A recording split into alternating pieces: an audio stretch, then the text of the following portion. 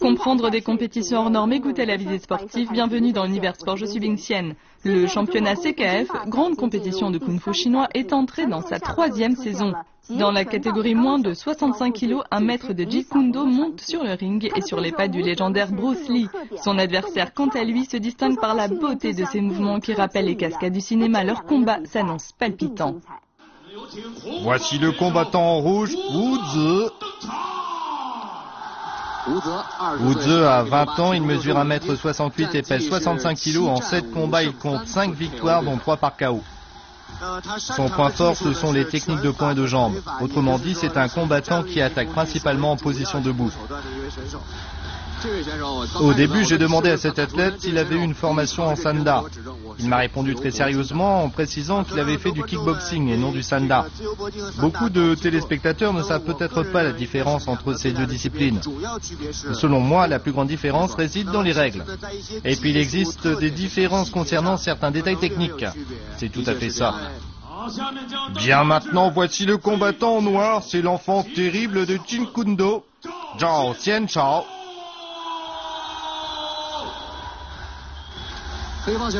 Il a 20 ans, mesure 1,75 m et pèse 65 kg. Il a déjà 2 victoires à son actif. On l'appelle l'enfant terrible du Jeet Kune Do et ce surnom attise ma curiosité. Le Jeet Kune Do a quelques caractéristiques du Wing Chun. Au niveau des mains, par exemple, blocage et frappe se font en un seul mouvement. Beaucoup de frappes. Tout à fait. En même temps, on observe aussi des techniques avec des coups de pied latéraux. C'est le résultat d'un long entraînement en taekwondo. Le Jeet Kune Do est un art martial au style propre et on espère qu'il va nous en faire une belle démonstration sur ce ring. Une démonstration de styles divers et variés.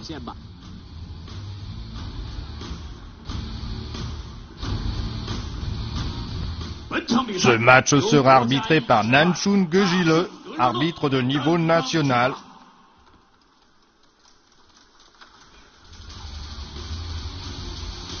Wu Zi pratique le kickboxing et Zhao Xianchao pratique le Jeet Kune Do. Personnellement, je suis impatient de voir ce nouveau Bruce Lee entrer en scène. Oui, voyons-y, tout comme son modèle, il lance des attaques aussi fluides que l'eau.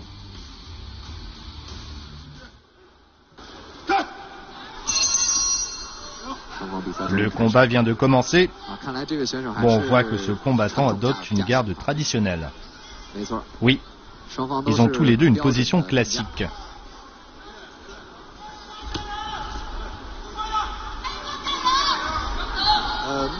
On voit maintenant le combattant en noir adopter une position de sanda. On ne distingue pas le style du Jeet Kune Do. En fait, pour la plupart d'entre nous, nous connaissons le Jeet Kune Do à travers les films de Bruce Lee et plus précisément le style propre à Bruce Lee. Ils sont au contact. Ce pratiquant de kickboxing ne doit pas trop aimer ce genre de distance courte. Il envoie un coup de coude.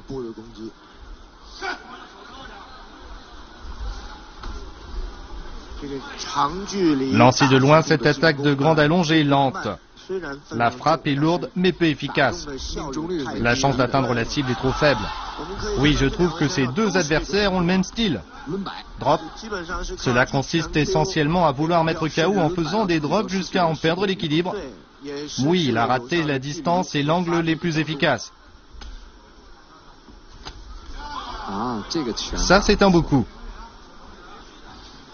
Tous deux font peu de combinaisons point-pied, mais beaucoup de frappes simples. Des coups simples, qui sont assez forts. Oh, vous avez entendu ce bruit sec? Drop du bras arrière. Ça fait mal. C'est une frappe lourde.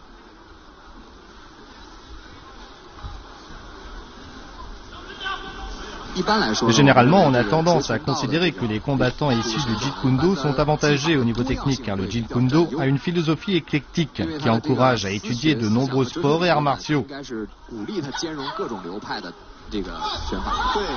Oui, le Jeet Kune Do ne repose pas sur des formes préétablies, mais sur un concept. Le combattant en noir veut faire un étranglement guillotine. Il a provoqué la chute. L'autre se défend comme un diable. C'est bloqué. Oui, ça ne va pas. Il veut se retourner. On ne voit qu'une main. On dirait qu'il manque une main. Le combattant en rouge est en train... Le rouge se défend, oui. Les mains du combattant en noir sont au-dessus. On dirait que l'occasion est ratée. Oui, il a raté. Il ne faut pas compliquer la position. Il faut recommencer une autre attaque. On le voit chercher la nuque de son adversaire de la main droite. Aucun des deux n'excelle en combat au sol. Tout à fait. Cette action permet seulement d'immobiliser l'adversaire, mais empêche son auteur d'attaquer. Elle manque d'efficacité. On voit le combattant en rouge... Oh, coup de pied circulaire, c'est l'effervescence sur le ring.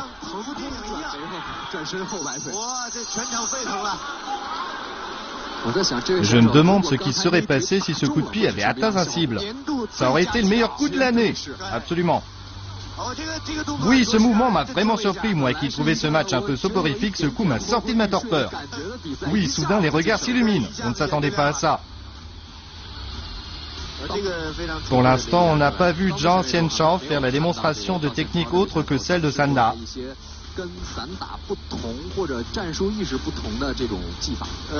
C'est d'ailleurs un Sanda sans finesse. Oui, il ne fait que des frappes violentes sans prendre en considération le temps et la distance. Il est assez rigide dans son jeu de jambes et ses mouvements. Oui. Oh, joli!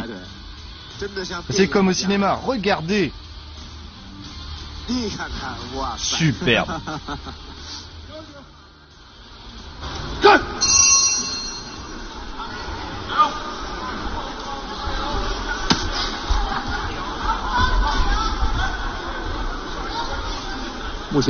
Pour le moment, au niveau du jeu de jambes, le combattant en noir se raidit quand il attaque. Oui. C'est le contraire pour son adversaire. Coup de pied retourné en sautant. Nous voulons dire à nos téléspectateurs que cette action est sans aucun doute magnifique, mais qu'elle est aussi très dangereuse. Il faut faire attention à qui on a affaire. Un adversaire de haut niveau peut riposter en un instant. Oui, une fois que vous avez sauté, vous ne pouvez plus arrêter cette action. Oui. Pour le moment, aucun des deux n'a fait quelque chose de très constructif au sol. Oui. Aucun des deux n'excelle l'offensive. Pourtant, dans cette position, on pourrait faire au moins quelque chose. Je remarque que le combattant en rouge laisse toujours une main au sol. Il ne pense absolument pas à se défendre. Oui, exact.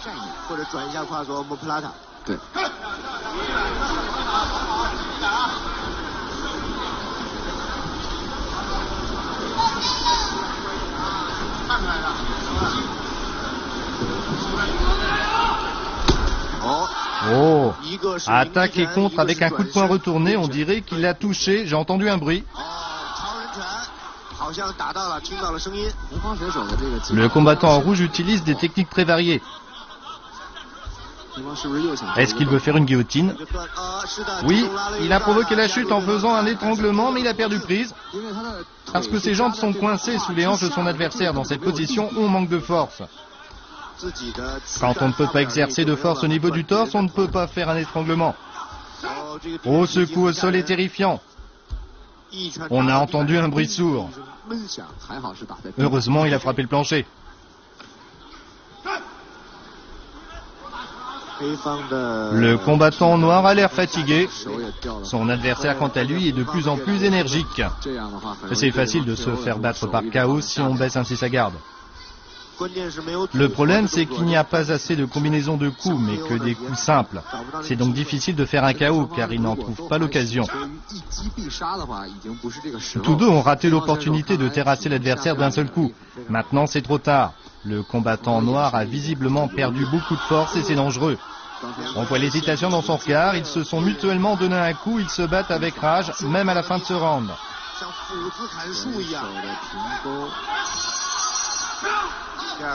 Deuxième round. La force physique du combattant en noir décroît rapidement. Le combattant en noir doit chercher plus de diversité sur le ring. Pour le moment, il n'a entrepris que 2 genres d'action pour soumettre son adversaire. En fait, si en défense, les 2 mains sont en contact avec le plancher, vous pouvez absolument faire quelque chose. Tout à fait. Vous pouvez faire une prise au niveau des coudes ou des épaules. Et c'est quelque chose que l'on oublie facilement parce que l'adversaire... Oh, très beau coup de pied retourné dans le premier round.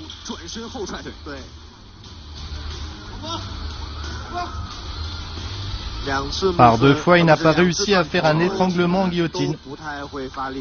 Oui. Oh! Que se passe-t-il? Le combattant en noir doit-il se faire soigner? On dirait les yeux. Il abandonne. Oui, il est à bout de force. Peut-être est-il blessé. Voici le résultat de ce match. Le combattant en noir abandonne. Le combattant en rouge, Woods, est déclaré vainqueur. Sa garde était trop ouverte et j'ai vu une brèche. J'en ai profité pour lui donner un coup violent.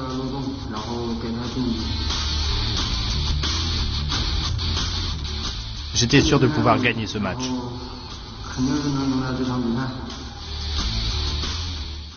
Le concurrent le plus attendu sur le ring du championnat CKF était le champion en titre Liu Lianjie, qu'on appelle le crâne rasé du kung-fu.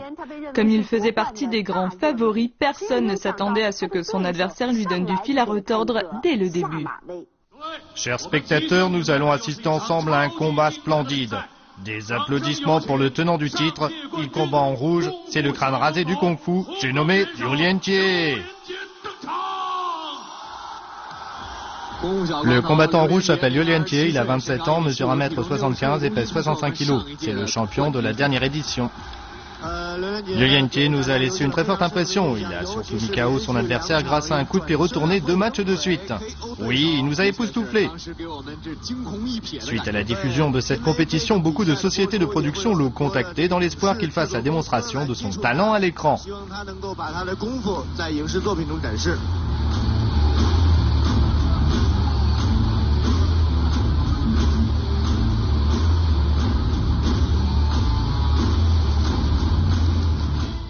Le combattant noir vient du Shanxi. Applaudissez le tigre souriant, Yu Changzhao. Yu Changzhao a 21 ans et mesure 1m73. Il comptabilise 2 victoires et 1 défaite. En 2013, il est devenu champion de Sanda de la province du Shanxi. Il est très fort. Les combattants qui ont un niveau de champion ont tous une force insoupçonnée. Il pratique le Sanda depuis 6 ans déjà. Il adore utiliser ses propres techniques de poing. Il espère en faire la démonstration sur ce ring et se faire davantage d'admirateurs. Je ne sais pas si en combat au sol, il a mis au point des techniques de China. On va regarder cela attentivement. Ce combat sera arbitré par Zhao Ziyang, arbitre de niveau national. N'oublions pas que des champions ont été détrônés sur le ring du championnat CKF comme Liu Dacheng qui a essuyé une défaite cuisante en finale.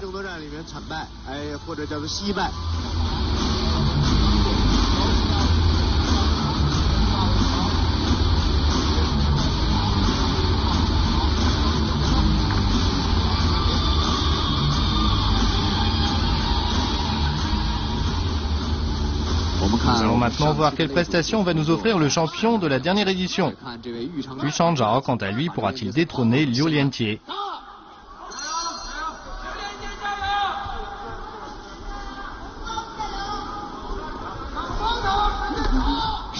Comme toujours, ce dernier est très méthodique dans ses feintes. Liu Lianjie lance de fausses attaques pour tester les réactions de son adversaire. Il est connu pour son sang-froid et sa précision. Il a une excellente maîtrise de son corps. Bon, voyons quelle tactique Liu Lianjie va adopter. Coup de pied retourné, mais sans effet, les 2 hommes s'agrippent. Yu Changzhao a avancé. S'il avait reculé lors du coup de pied retourné, cela lui aurait peut-être coûté cher. Oui, il a eu un réflexe de professionnel en allant au contact pour réduire la force du coup asséné par l'adversaire. Bien. Regardez, Liu Liantie donne maintenant des coups de talon par derrière. Il utilise un point que l'on néglige très facilement, mais c'est une action que l'on observe de plus en plus depuis ces dernières années dans les compétitions de niveau national et international.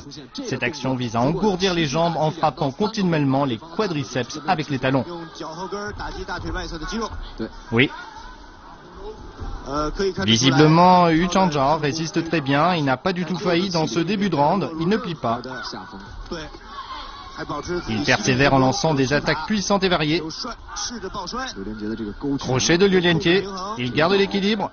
Coup de coude. Joli coup de coude. Ils sont de force égale. Oui, mais au niveau de la stature, Yu Changzhao est un peu plus robuste. Il est un peu plus charpenté. Il faut bien contrôler la distance. Le contrôle de la distance est le plus important en combat debout. En fait, les deux adversaires s'échangent des coups pour se jauger. Si la tentative est fructueuse, il peut percer la garde de son adversaire. Bien que Yu Changzhao soit un pratiquant de Sanda, il développe aussi ses propres idées. Et quand on le voit réagir, on constate qu'il suit de très près les pas de Liu Liantie pour ne lui donner aucun espace. Liu Liantie excelle en combat à distance et est très fort pour faire des ruses.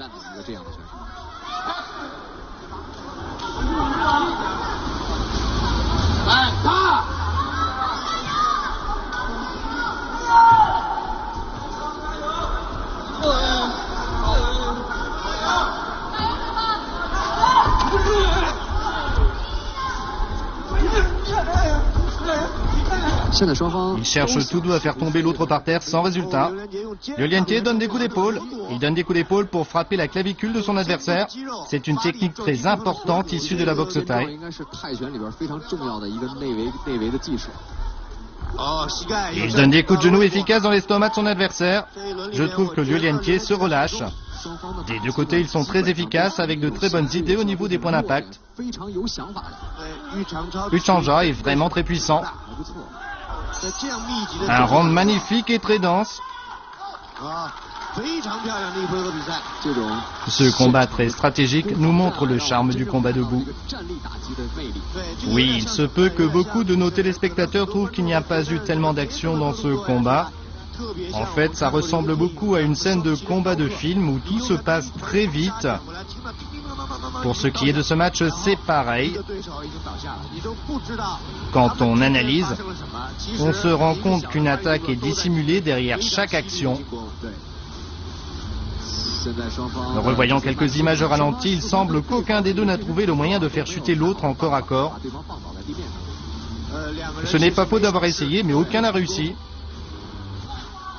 Liu Liantie est très fort au combat à distance, où il a l'avantage de la vitesse. Oui, mais maintenant son adversaire se colle à lui, ce qui ne lui laisse pas la chance de prendre le dessus. Coup de pied retourné. Il a frôlé son adversaire, mais n'a pas atteint le but recherché. On attendait un bruit. Ce coup est très efficace quand il atteint son but, à savoir la mâchoire inférieure ou sous les oreilles. Oh, coup de coude en combat rapproché. C'est la nouvelle tactique adoptée par Liu Liantie. Il ne craint plus les saisies. L'a-t-il chuté? Non. L'a-t-il saisi par derrière? Non, le combattant en noir, c'est finalement un combat au sol. Le combattant en noir est bien mal avisé de tenter ainsi un étranglement en guillotine, c'est inefficace. Dans cette position en croix, Liu Liantie peut écraser son adversaire, il commence à l'asséner de coups. C'est permis par le règlement. Oui, seuls les coups à la tête sont interdits, il s'aligne sur lui, peut-il prendre avantage de la situation? Pour le moment, son seul objectif est de dégager sa tête. Si Yu Changzhao avait maintenu la pression dans cet étranglement, Liu Liantie n'aurait plus de force dans les bras. Oui, il n'aurait plus de force dans les bras. Ils se remettent en position au centre du ring. C'est ici qu'ils vont reprendre le combat. Le combattant en noir n'a pas l'air de bien connaître le règlement. C'est peut-être la meilleure occasion pour Liu Liantie. Oui, il faut se remettre exactement dans la même position.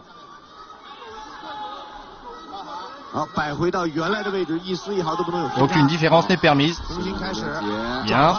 Reprise du combat. Il change de position. Projection. Attention, attention. Il écrase son adversaire. Qu'est-ce qu'il va faire ensuite? Liu Liantie tente de soumettre son adversaire au sol. Attention, retournement. Le plancher a l'air un peu glissant, c'est l'adversaire qui contrôle le rythme du match. Oh, une frappe lourde. C'est un match difficile. Jusqu'à maintenant, les deux adversaires sont de force égale. Tout à fait, mais dans ce troisième round, on compte déjà un contrôle latéral, une projection. Oh! Coup de genou. C'est une attaque redoutable. Il est très offensif. Oui, car il est très expérimenté en combat debout. Et même quand Liu Liantie manque sa cible ou cherche à se dégager. Bien, Liu Liantie a dégagé sa tête, il veut faire une clé de bras, ils doivent reprendre le combat dans cette position au centre du ring. Voyons ce que ça va donner. Liu Liantie tentait à l'instant de faire un triangle de bras. S'il l'avait fait, oui, il aurait réussi, il était déjà en position. Oui, le coup était en train de résister à la force du bras de l'adversaire. Maintenant, c'est à l'arbitre de régler ce problème. Tout à fait. Zhang Ziyang est un arbitre qui a accumulé beaucoup d'expérience. Ce n'est pas la position. Oui, ils ne se sont pas remis dans la position du triangle de bras. Liu Liantie doit donc recommencer. Oui, c'est un peu... Oh, tentative de saisie par derrière. Frappe puissante. Crochet. Il est très fort pour poursuivre et attaquer. Sur ce point, aucun des deux ne laisse l'adversaire reprendre son souffle. Mais apparemment, les forces de Liu Liantie semblent décliner plus vite que celles du combattant en noir. Frappe du coude, ça continue. Direct du bras arrière, il voulait... Oui, il voulait faire un coup de pied retourné. Oh, belle disposition. Direct du bras arrière. Cette position de profil qu'on a vue à l'instant, on la retrouve souvent dans les compétitions de boxe. Il reste 10 secondes. C'est une bonne position pour faire un KO. Tout à fait, il avait une garde très basse, laissant son menton à découvert. Oui, avec un tel angle, on peut faire un KO. Ils se battent encore. Le match est terminé. Voyons le résultat. Oui, voyons combien de points leur a donné le jury.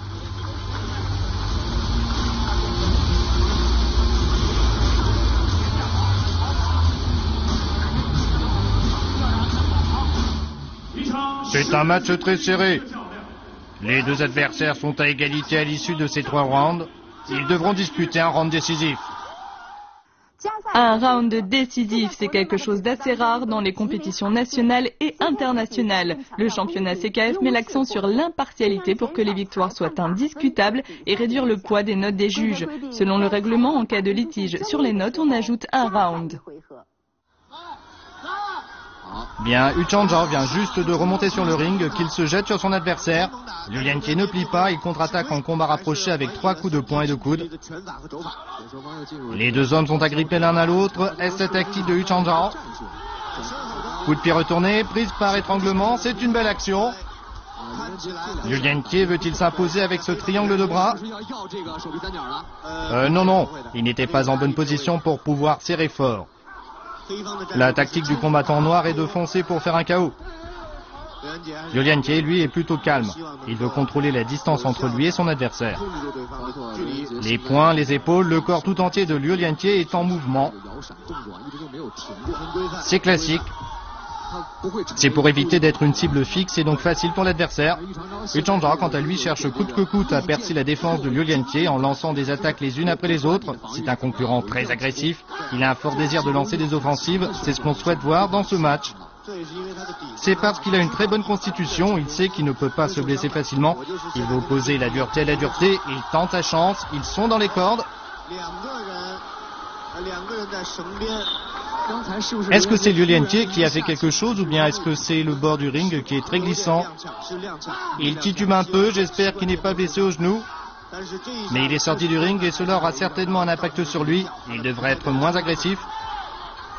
Liu Liantie garde son sang-froid pour bien réfléchir, il a bien raison. Tous les champions en titre doivent ressentir une forte pression dans ce championnat CKF car ils ont déjà dévoilé leurs techniques et leurs adversaires ont eu le temps de les analyser. Oui. Par contre, ils ne savent rien de leurs adversaires. Cette compétition diffusée sur CCTV est suivie par un grand nombre de téléspectateurs dans toute la Chine. De ce fait, tout le monde sait comment Liu Liantie a remporté la victoire. N'importe quel téléspectateur a donc pu analyser les tactiques et les techniques de Liu Liantie. Le temps passe, mais aucun des deux n'a pris le dessus. C'est aussi un défi pour l'arbitrage.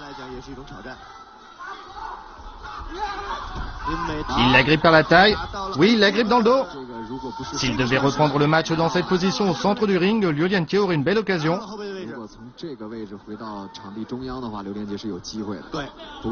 Mais Yu Changzhao a tellement de force qu'il pourrait se relever. Ce point de règlement vise à assurer l'impartialité dans cette compétition. On voit Liu Liantie essayer de retourner son adversaire. Il a tenté une projection au sol. Il a déséquilibré. Va-t-il attaquer avec les membres inférieurs? Oui, coup de genou.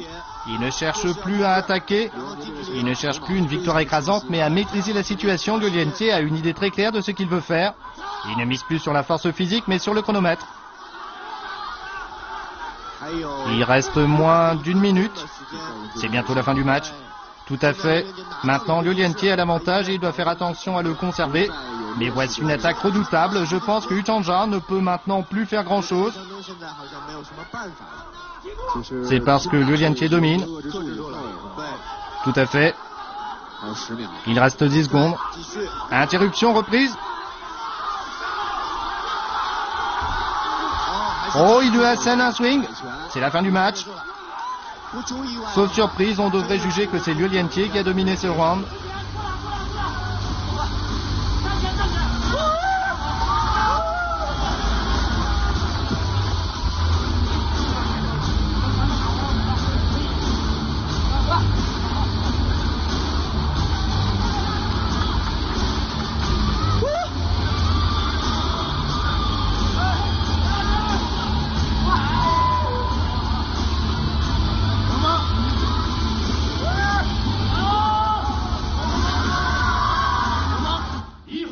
Juge numéro 1, 9 à 10. Juge numéro 2, 10 à 10. Juge numéro 3, 9 à 10. Et déclaré champion le combattant noir, Yu Changzhao. Nous assistons à une fin de match théâtrale. Encore une fois, le tenant du titre a été détrôné.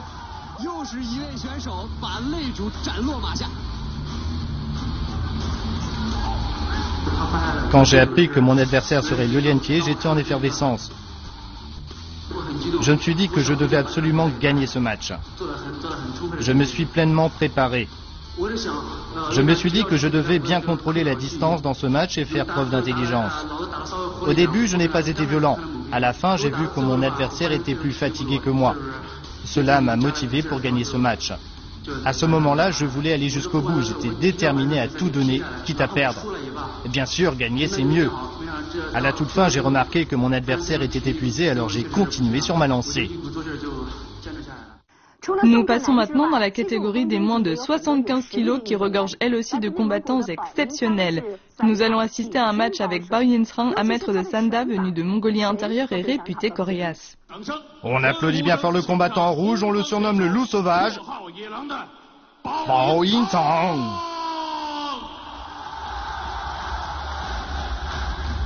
Le combattant en rouge est Bao Yinsrang, il a seulement 19 ans, mesure 1m80 et pèse 75 kg, il est de l'ethnie mongole.